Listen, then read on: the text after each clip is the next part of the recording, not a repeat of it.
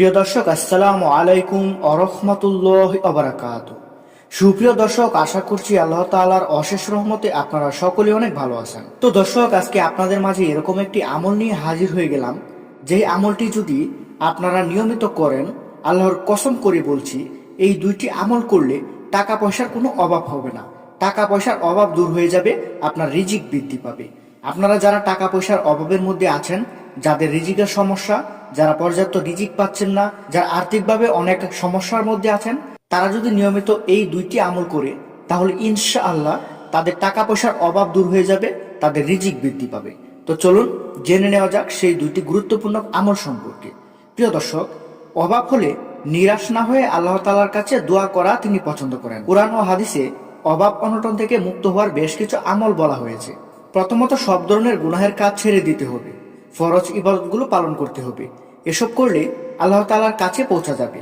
এরপর দোয়া করতে হবে। দোয়া এভাবে করতে হবে যে, হে আল্লাহ, হে আমাদের রব, আসমান থেকে আমাদের প্রতি খাবার সমূহ দস্তরখানা নাজিল করুন, যা আমাদের জন্য আনন্দের কারণ হবে, আমাদের পূর্ববর্তী ও পরবর্তীদের জন্য, আর আপনার পক্ষ থেকে এক নিদর্শন হবে। এছাড়া আমাদের রিজিক দান করুন, আপনি শ্রেষ্ঠ রিজিক দাতা। তারপর হচ্ছে দোয়া পড়তে হবে। হযরত আবু হুরায়রা রাদিয়াল্লাহু আনহু থেকে বর্ণিত হাদিসে আছে, নবীজি সাল্লাল্লাহু আলাইহি ওয়াসাল্লাম বলেন, যে ব্যক্তি বেশি বেশি এই দোয়াটি পাঠ করবে, তার অভাব অনটন দূর হয়ে যাবে। তো দোয়াটি কি? দোয়াটির অর্থ হচ্ছে, হে আল্লাহ, আমি আপনার কাছে আশ্রয় চাই দরিদ্রতা থেকে এবং আপনার কম দয়া থেকে ও অসম্মান থেকে, এবং আমি আপনার কাছে আরো আশ্রয় চাচ্ছি কাউকে জুলুম করা থেকে অথবা কারো দ্বারা অত্যাচার হওয়া থেকে। আবু হুরায়রা রাদিয়াল্লাহু আনহু বলেন, অভাব ও দুর্ভিক্ষ থেকে বাঁচতে মহানবী সাল্লাল্লাহু আলাইহি সাল্লাম এভাবে দোয়া করতেন, হে আল্লাহ, আমি আপনার কাছে দুর্ভিক্ষ ও ক্ষুধা থেকে আশ্রয় চাই, কারণ তা নিকৃষ্ট শয্যাসঙ্গী। আমি আপনার কাছে আশ্রয় চাই হিয়ানত করা থেকে, কেননা তা খুবই নিকৃষ্ট বন্ধু।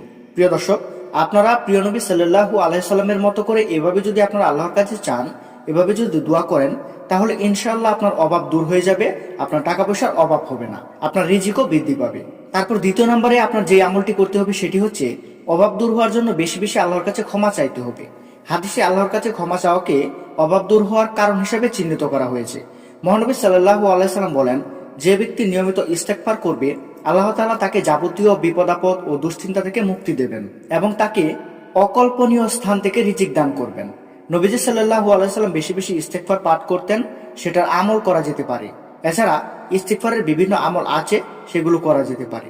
যেমন সাইদুল ইস্তেগফার পড়া, প্রতিদিন 70 থেকে 100 বার আস্তাগফিরুল্লাহ পড়া। তো প্রিয় দর্শক, এই আমলগুলো যদি আপনারা নিয়মিত করতে পারেন, তাহলে আপনাদের যাবতীয় যত ধরনের সমস্যা আছে, আপনার টাকার অভাব, আপনার রিজিকের অভাব, আপনার টাকা পয়সার লেনদেনের অভাব, আপনার আরো বেশি টাকা দরকার, আপনার অভাব অনটন সবকিছু দূর হয়ে যাবে আপনারা যদি এই আমলটি নিয়মিত করতে পারেন।